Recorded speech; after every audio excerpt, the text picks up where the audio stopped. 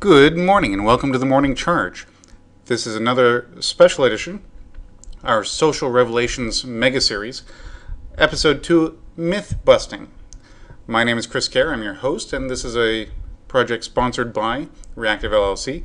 Every morning, every business morning, we go ahead and share a bunch of information that we think is really important or valuable and hopefully helps get your day started on the right foot.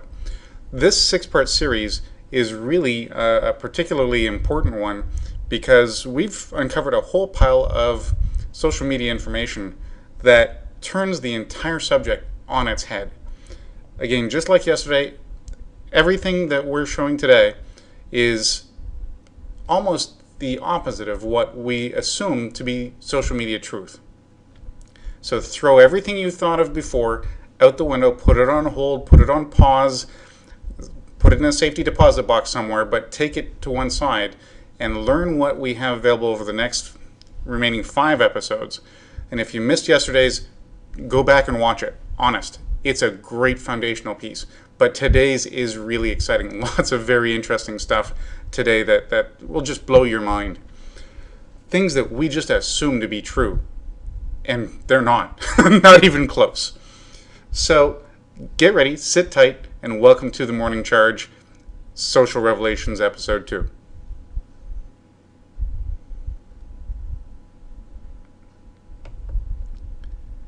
So yesterday, just a little recap, we had a whole pile of stats and information about LinkedIn and Facebook and StumbleUpon and Twitter and Dig and a whole variety of others. And we were able to show that the pecking order of social networks isn't what you thought it was. It's always in flux. There's big turnover in it. It's massively subject to change. And it's not just the 3 or 4 that you hear about all the time. We also found out that the people using those social networks really weren't the ones most people thought it would be. The demographics are really very different. And the number of people you thought were using them was really different than you thought it was the day before. It's a very surprising bunch of statistics, but today's are far more interesting, far more entertaining. What we thought about social media was wrong. We've already established that. What else isn't what we thought true about social media? How do I use my social media budget better? These are things that we're going to go over in the next few episodes, but today in particular, get ready for some startling stuff. So, unless you've been living under a rock, or you're just not tuned into social media at all, you've probably heard about a story that really, the story itself just went viral a couple of weeks ago. And it's a blog or an article written for Next Gen Journal by a real up-and-coming social media expert called Catherine Sloan. And the article was why every social media manager should be under 25. And just from an articulation point of view and an education point of view, it's really worth the read to go over to her article and just kind of peruse it, get a real sense of what her contentions are. But to summarize for you, basically, one of her biggest points is that most people under 25 grew up on these social media. That was their steady diet. 2006, 2004, as Facebook and Twitter and LinkedIn and these others keep coming on board, that's the generation that grew up on it. So who would be better at understanding it and who would be better at communicating on it than that group of people who grew up on it? Intellectually, this has a lot of interesting points to it. Overall, it's been, unfortunately for her and fortunately for the world in general, she's really been taken to task and to a certain degree overly schooled about the value of experience in management, marketing, and public relations and all the other functions that go into social media management. And in some respects, it overshadowed the point of what our article should have been, which is that you need to integrate the valuable contributions that under 25s can make to a social media environment or social media office. But as far as the management's concerned, that's the word that really got her in trouble. with the world in general. And she really was very badly treated by a lot of people who were very offended by her position. And to a certain degree, rightfully so. It was very harsh, the response overall. And when you take a controversial position in social media, you're going to have that kind of a harsh response, which is a lesson that she now has clearly learned. Perhaps a little too harshly. But the foundation of her point that all the under 25s really grew up on social media, this is something that they really understand, everyone just takes that as absolutely true. Clearly, obviously. Is she right? Are younger people better equipped to handle social media because they've been using it from its conception? Well, I figured, since we already have the age demographics for all the top social media handy, why don't we take a look? Just give it a spin, shall we? So, Facebook, for example. Clearly, Facebook was set up by Mark Zuckerberg for the 20-somethings who were off to university and college to fraternize with. That's the whole premise of the movie, right? But take a look at this. The bulk of the users are in the 35 to 54 range. They're not 25. Well, actually, it's not even under 25. If you expand it to the 25 and up, the number of, or percentage of users under 25, less than 10%. You're looking at about 8%. That's not even close. And that's Facebook. All right. Well, maybe that's just a one-off out of the social media. Let's go take a look at LinkedIn. All right. Well, LinkedIn, again, the bulk of it's in the 35 to 54, but even the 25 and up, now you're looking at maybe 4% is under 25. Oh, well, LinkedIn's a special case. Well, let's move on to the next one. StumbleUpon. Again, 25 and up, large volume of users. Under 25, better than the others. It's about 17%, 16 and a half, 17%.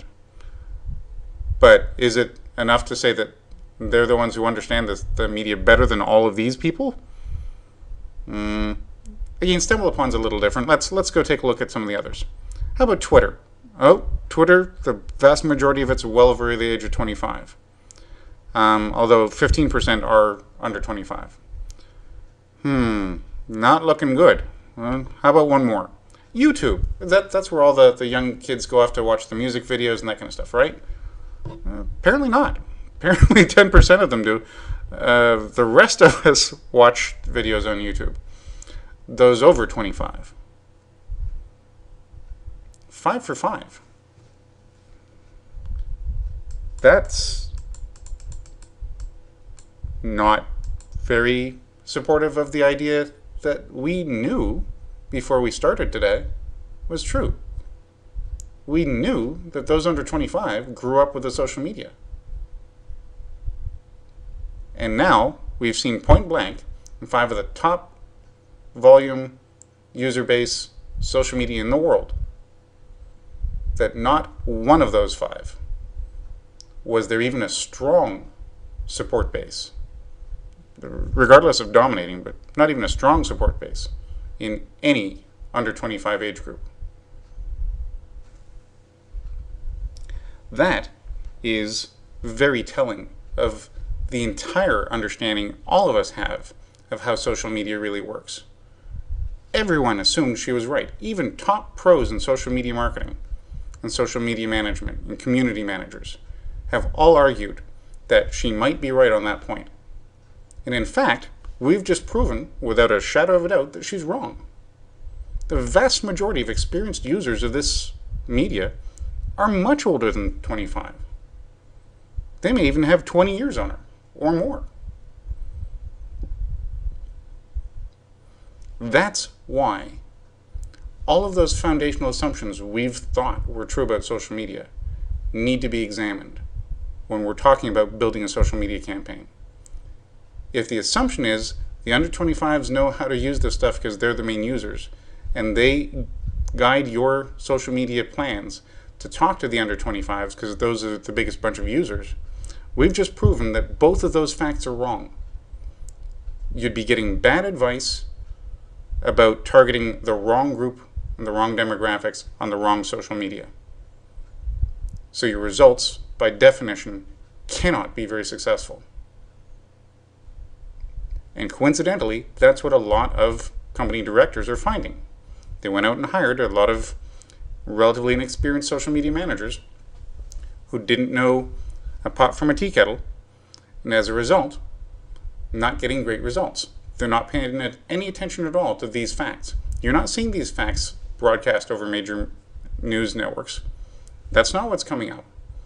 Everyone's supporting the myth that those under 25 understand and get social media. But they can't understand and get it if they're not using it. And we've just proven they aren't.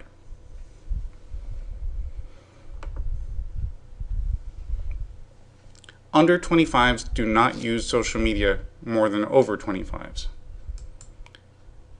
And there's actually extensive evidence as to why.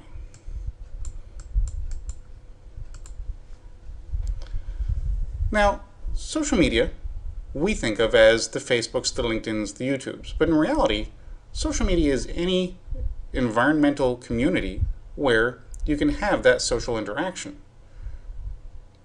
where you can have either video or pictures or data or text communications with other members on an ongoing basis. It can be wall posts, it can be exchanges of pictures, it can be social bookmarking, it can be a variety of different things. It's not locked down to one thing, but it is that exchange of communication between members of a community. We're just looking in the wrong spot for the under 25s. The new chat rooms, which you and I grew up on, aren't chat rooms anymore. The under 25 crowd, they're not the same kind of chat rooms. They look a lot more like this. World of Warcraft has over 10 million players online, the vast majority of which are between 18 and 25. Gears of War, very similar scenario. It's an Xbox Live game.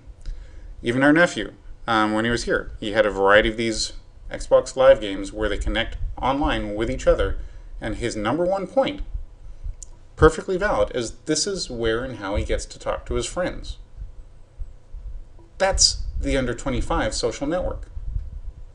It's not LinkedIn, it's not YouTube, it's not Facebook, it's not Twitter. They're connected, they don't use it a lot. This is where they use it.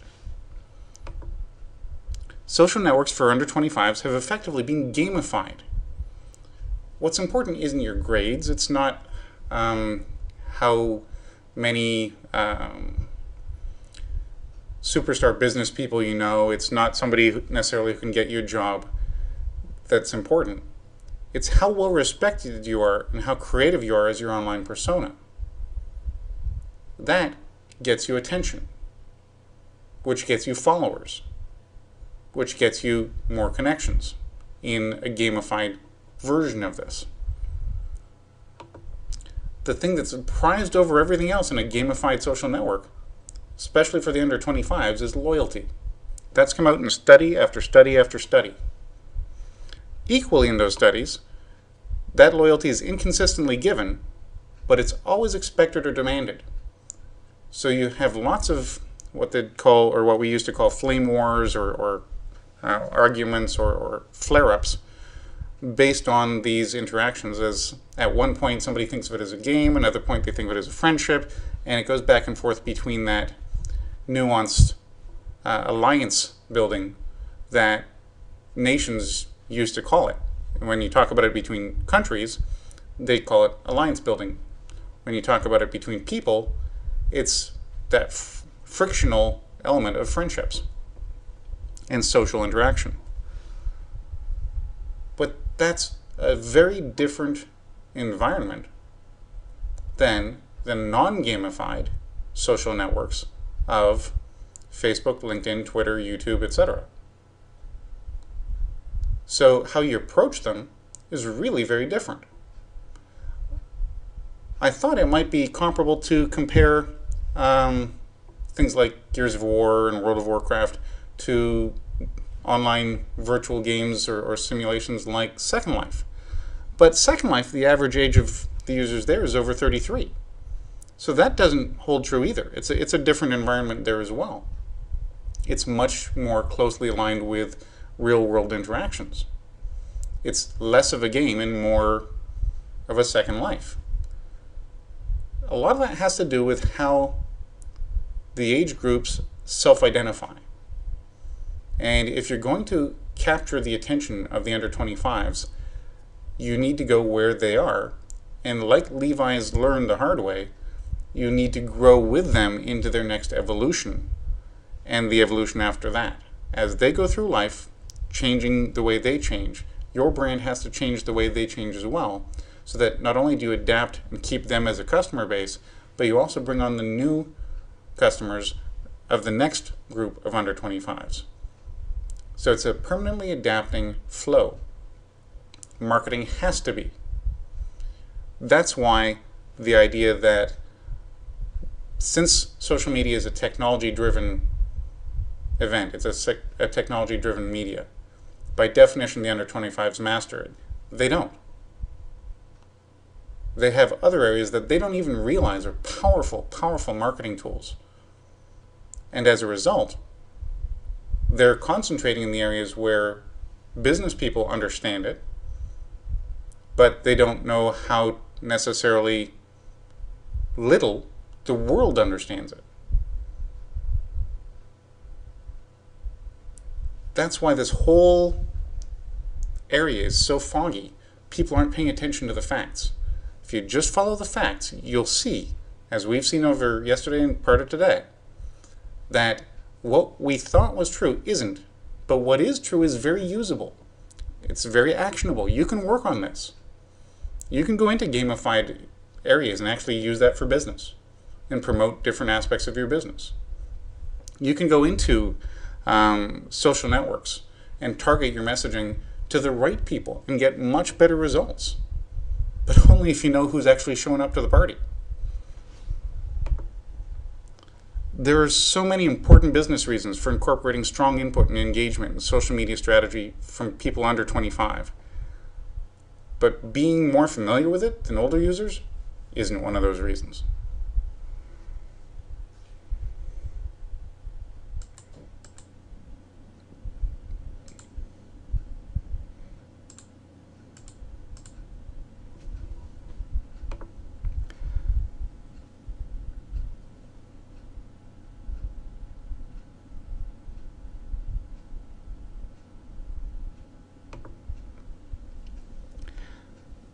For a second segment, I guess, we're going to talk about return on investment in social media, because a lot of business people frequently post on LinkedIn and a variety of other news groups how hard it is to determine or value or evaluate or get a return on investment for social media budgets and social media activity. Clearly, that's the feeling and the sentiment and the impact that a lot of business leaders are having right now. So, is it true or myth? Well, already, if they're experiencing it, then there's a certain degree of truth to it. But is it true or is it perception? Let's take a little look at that. First off, let's define what ROI we're talking about. Are we talking about sales? Are we talking about followers, branding, product awareness, search engine optimization, customer service KPI improvements? What are we talking about? Every other project that any CEO or C-level executive engages in, every executive, every manager, looks for a kind of return on investment. It's not always cash. Most of the time, it's moving the chains on some other objectives that will eventually result in cash, but it's the moving the chains that's what's the goal of the project. You invest in your business infrastructure to be able to do your job more efficiently. It doesn't generate sales. It makes your job easier, therefore you're able to work more on other aspects that can generate sales. But sales is not necessarily a correlated function. It's not one that you generate direct cash result to track. Branding.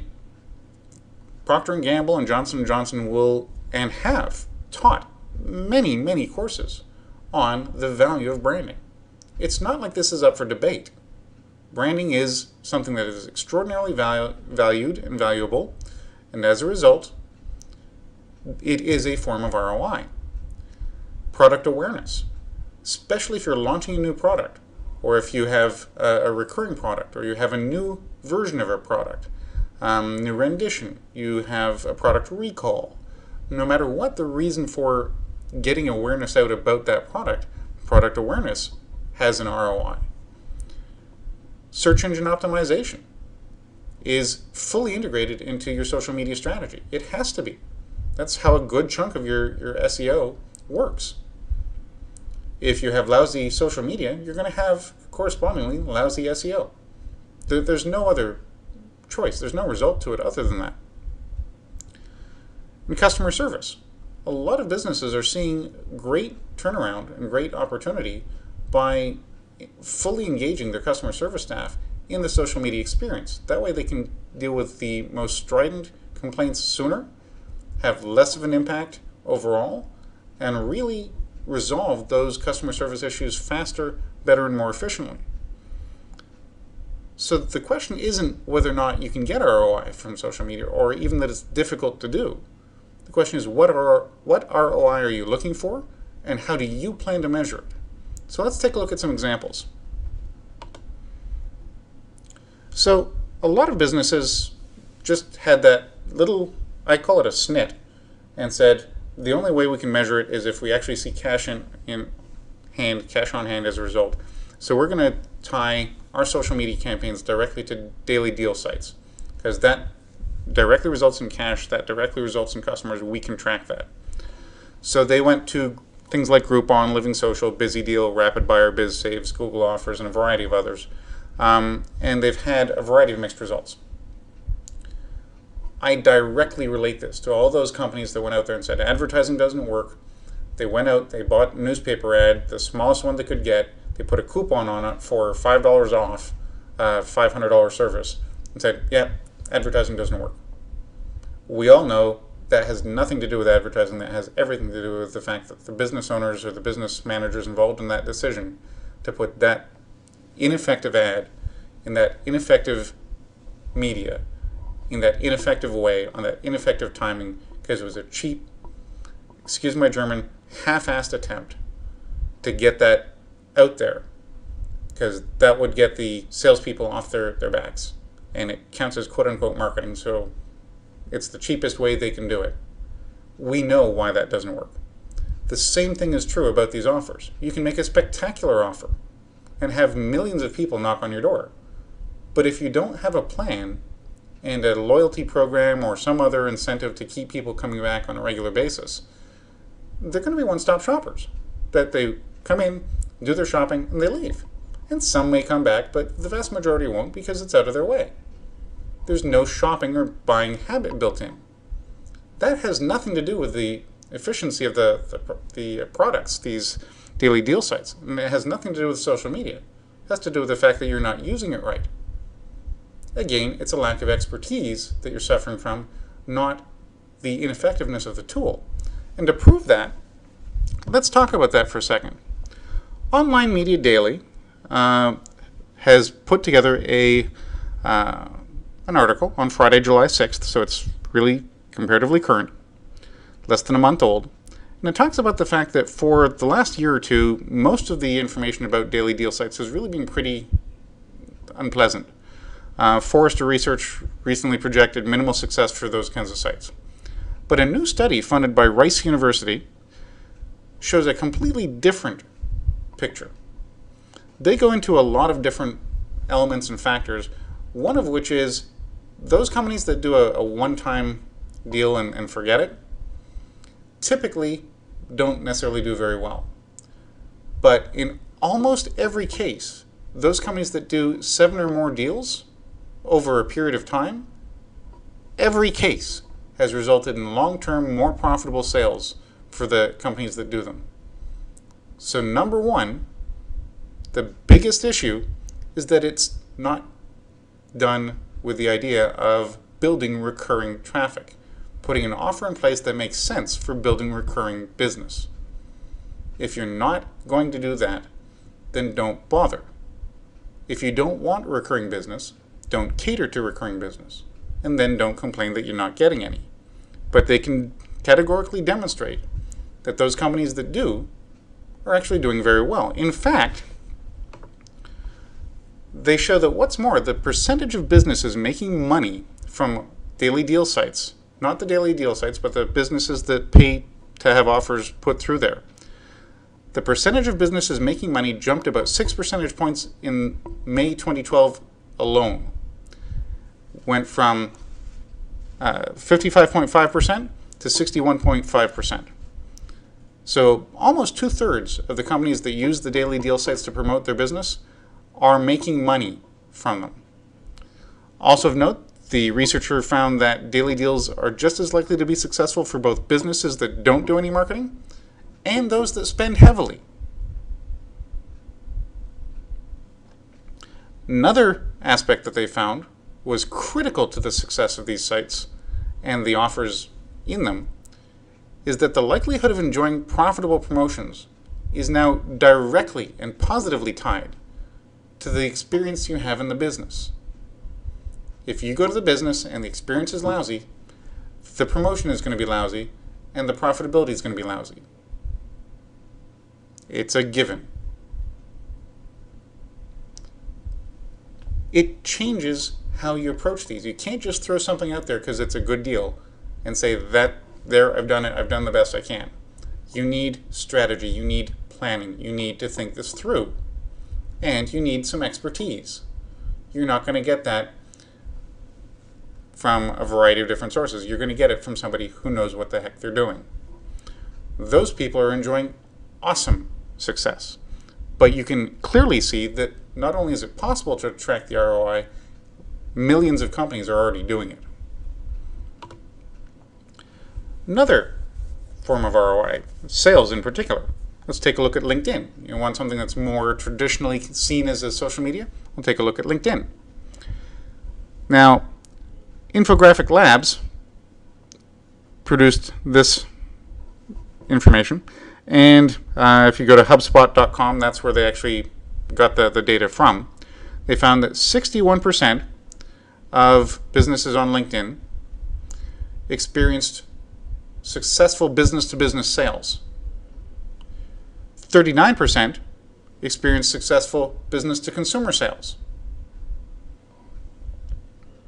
In terms of graduates finding work, hiring going on LinkedIn, an American Institute of Medical Sales study shows that 98% of graduates on LinkedIn have had 1 to 2 interviews, and 71% of graduates have found work on LinkedIn. Those are clear-cut, closed deal transactions that took place.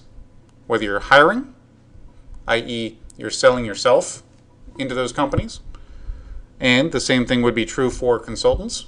Those numbers would be very similar for consultants, if not higher. And if you're looking at business-to-business generation, a 61% success rate is something that is spectacular. So think about it a little bit, and you'll be able to find ways to track how successful your social media activities are in generating direct sales. It's not rocket science. And it is entirely achievable. The problem rarely is whether or not you can track it. The problem is almost always how you go about it. How about another form of sales? How about retail referrals? Well, we've already shared that I think it's eConsultancy studied and determined that Pinterest produces 4 times the quantity of retail referral sales of Facebook in particular, but it's also more than all of Facebook, LinkedIn, and YouTube combined.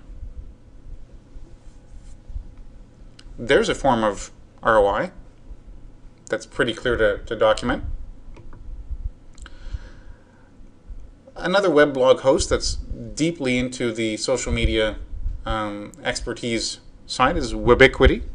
And as they point out, 70% of CMOs believe that they'll get a handle on social media ROI in 2012. Most of them believe that website traffic is a form of ROI because your website is your big sales tool. So if you're driving much more traffic to it, that's a great result in terms of marketing. That's why you do things like radio or TV or print advertising in the first place, is to get people to go to your website. Well, if you're measuring those, you can measure social media every bit as easily and see what impact that has. In the coming year, says Aidan Hepburn, 77% of companies plan to spend more on YouTube, 75% plan to increase spending on Facebook and blogs, and 73% will invest more on Twitter.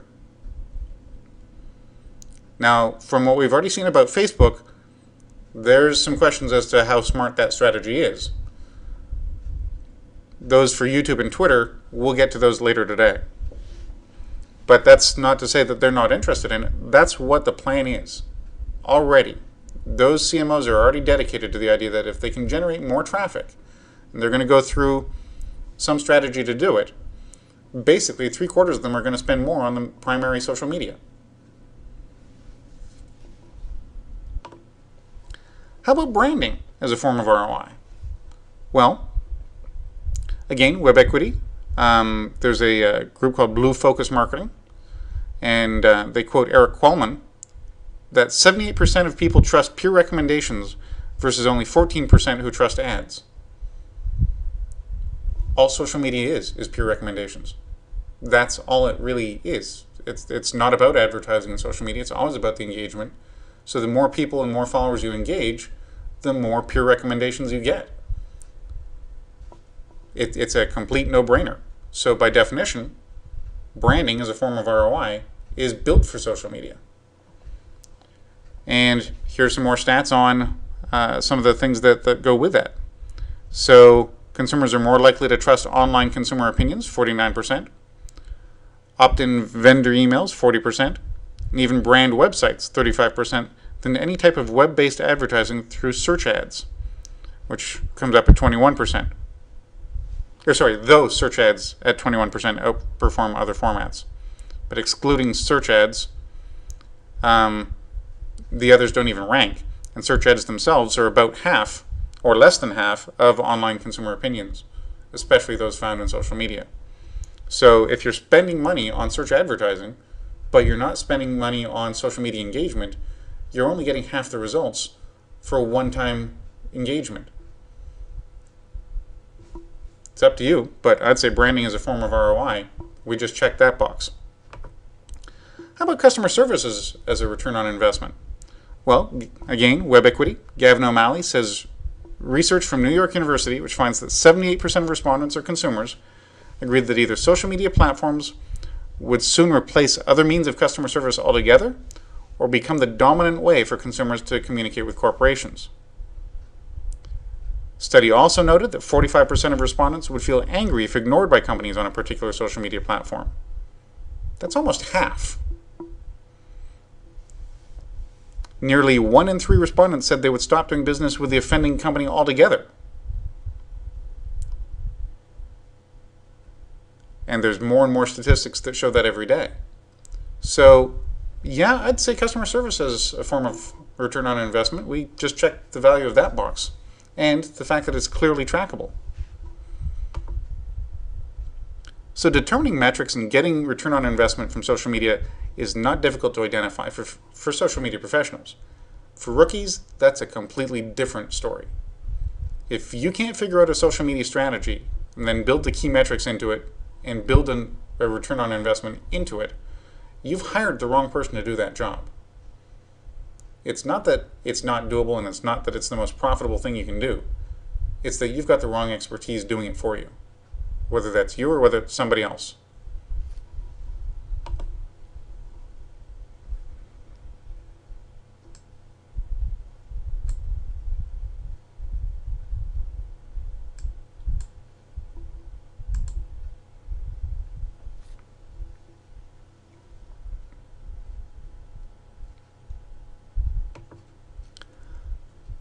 In our third segment today, we're getting to user base myths continued. This is back to the Ignite social media work that we're doing yesterday with Facebook and LinkedIn and StumbleUpon. Today we're covering Twitter, Reddit, Tumblr, and YouTube. Now, again, just want to give kudos to Ignite Social Media. If you want to find out more about this or any of the other social media that they cover, ignitesocialmedia.com. Social Media Stats 2012 is the current edition, but they've gone back, I think, as far as 2008, and every year done a presentation or analysis of the top social media that they've identified. So we're starting off with Twitter, and one of the biggest things, of course, Twitter is clearly global. With the Arab Spring and the European elections and other issues that have gone on, clearly Europe should be the big dominating factor here, but so would the Middle East. It's clearly used in Asia, but let's take a look at where it actually has its biggest followers. The number one country in the world for Twitter use by saturation, in other words, the percentage of users to population, is Venezuela, followed by Indonesia, Brazil, Turkey, Mexico. Then we get into the United Kingdom and Ireland. And remember, just a couple of years ago, the UK really didn't pay a lot of attention to social media. It's now rapidly growing in popularity across the entire island chain. It's extraordinarily impactful how big a change social media embracement and engagement has had in the United Kingdom and Ireland in particular. Then we have El Salvador, Dominican Republic, Colombia, Paraguay, Philippines, Ecuador, Japan, Argentina, blah, blah, blah. And this, down here, fourth from the bottom, is the United States. Fourth from the bottom.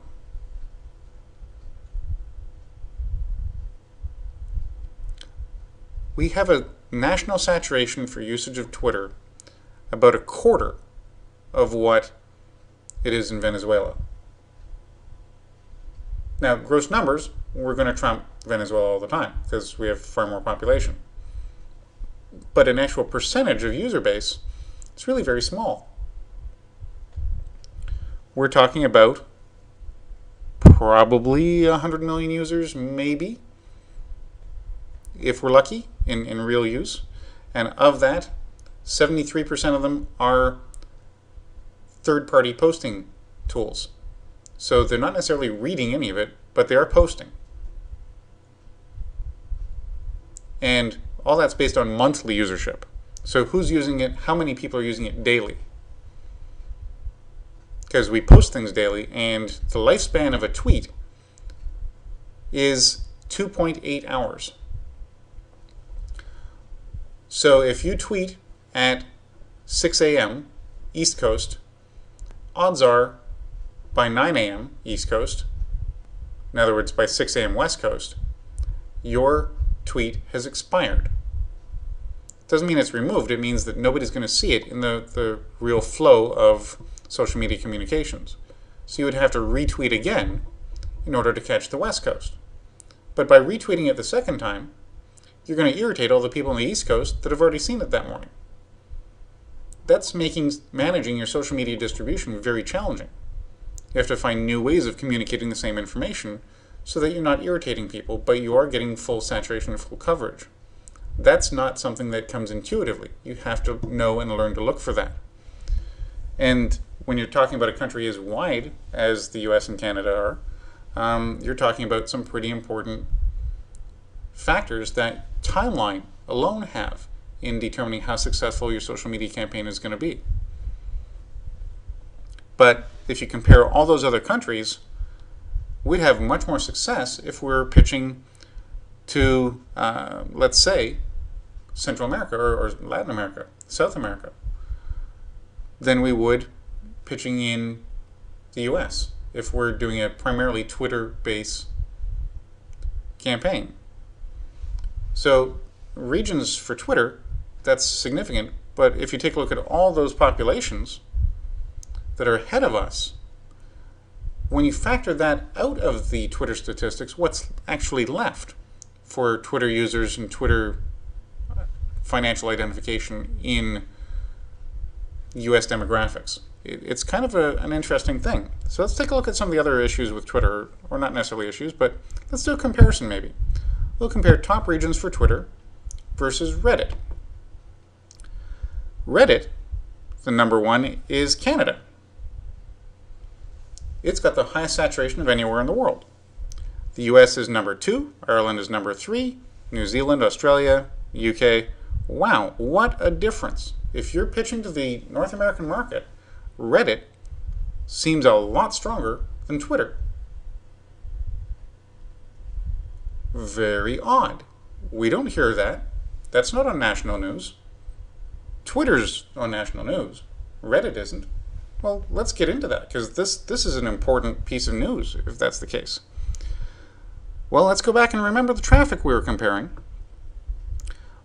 On my article, socialmediatoday.com, what social platform really drives the most traffic, I shared a graphic with you. And on that graphic, it shows right here, this gray faint line on your screen is Reddit. It's ahead of Twitter. It drives a little more traffic than Twitter does.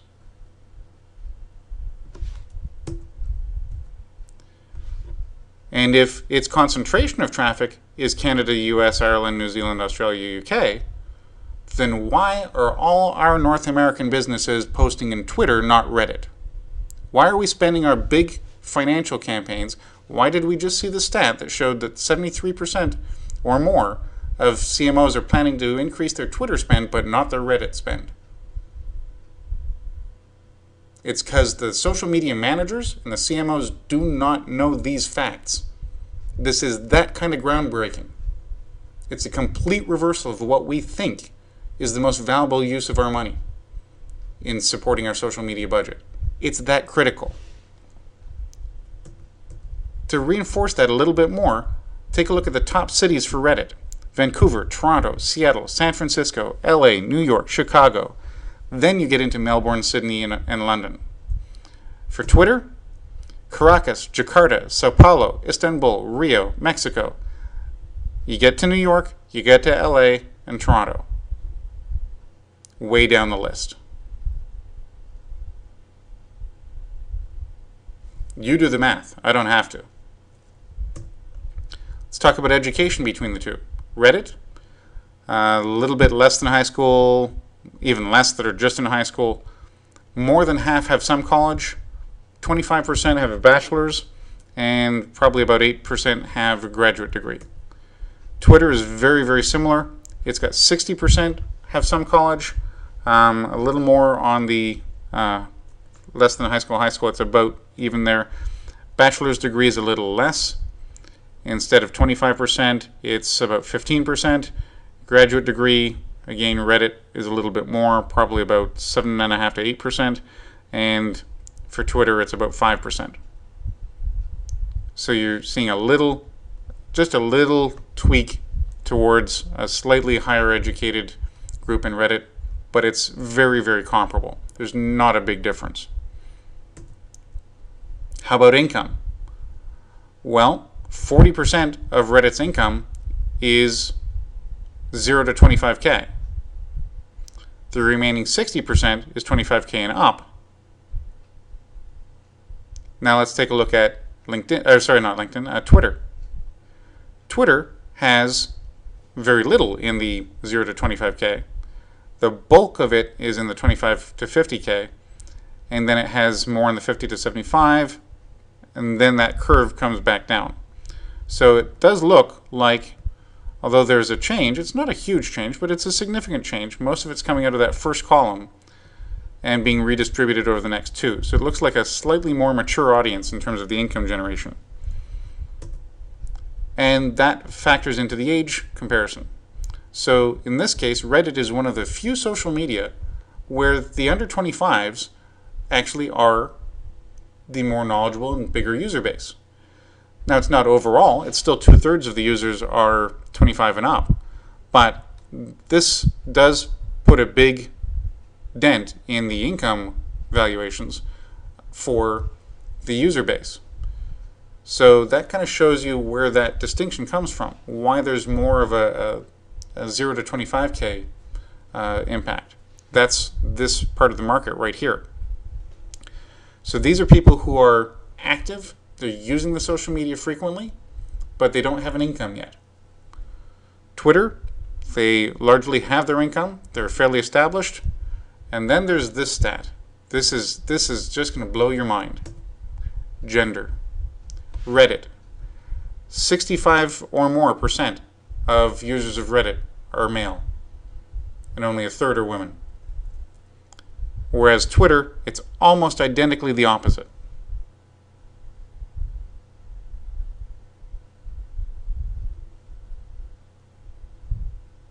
Reddit, growing substantially, outpacing Twitter, but predominantly male, and certainly the younger part looks to be underemployed. Twitter, a little more stable in terms of its overall stats, and obviously somewhat more employed, somewhat more economically stable, and predominantly female buyers or users. That's a dramatic shift in the market. So how you approach each of them has to be done differently.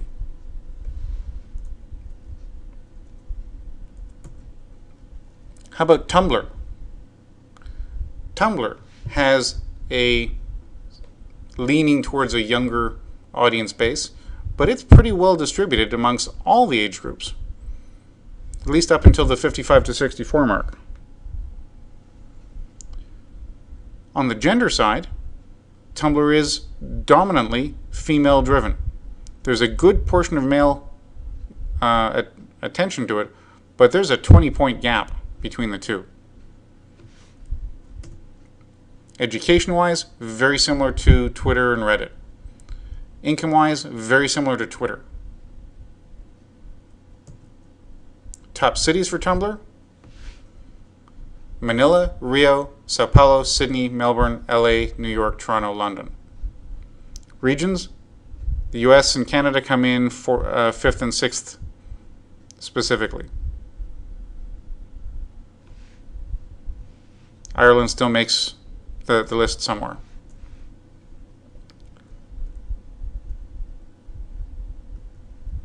Search traffic is on this wonderful upward climb.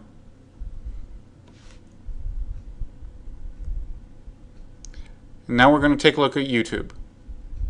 So YouTube largely has been on a fairly uphill climb until recently. Recently it's had some dips. There does seem to be some trending information that shows it might be back on the incline again, but we'll have to see how that pans out. It's not part of our current available database. Age-wise, remember, this is the spot where all the kids go to watch the music videos, right? Wrong. It's not the under 25s who are watching the music videos. This is where the rest of us go to do whatever we're doing. YouTube fits very much along the MTV generation. And that generation is not your under 25s today. That's your under 25s of 10, 15 years ago or 20 years ago. To us, this is MTV On Demand, or a variety of other things. We can share videos with our families, or with our friends, with our employees and co-workers. This is where we use YouTube for business. We share a lot of videos for business. And that is borne out by the age group and also between gender and education and regions and well, we'll get to that, but I'll look at income first. The income on YouTube, it clearly isn't the under 25s. This is the people who are the working generations. Whoever's on the working generations, they're the ones who are looking at YouTube. And top regions, let's take a look at this, because obviously YouTube is that American-driven thing, right? Well, where is America on this list? Peru, Pakistan, Colombia, Mexico, Malaysia, Italy, Spain, Greece, Chile, Ireland, Croatia, France, which you can't see but I can. Actually, America doesn't even hit the list. Neither does Canada. The top saturation of users of YouTube of the top 21 countries, neither the US nor Canada even make the list. If you're marketing on YouTube, you're doing a great job of marketing to the rest of the world. But North America, not necessarily so true. Let's take a look at the cities. Maybe there's a city that stands out. Well, Lima, Bogota, Mexico, Madrid, Istanbul, Paris, Frankfurt, and London. Think about this for a second, folks. London, again, a few years ago, was not a social media mecca. It was almost, who cares? Don't talk to me about that. I mean, I have a lot of friends who are social media pros who are having a brutal time getting any kind of work from anybody in the UK because they simply didn't use it. Today, we've seen over and over and over again, the United Kingdom and Ireland are all throughout the top users of social media, virtually every social media we look at.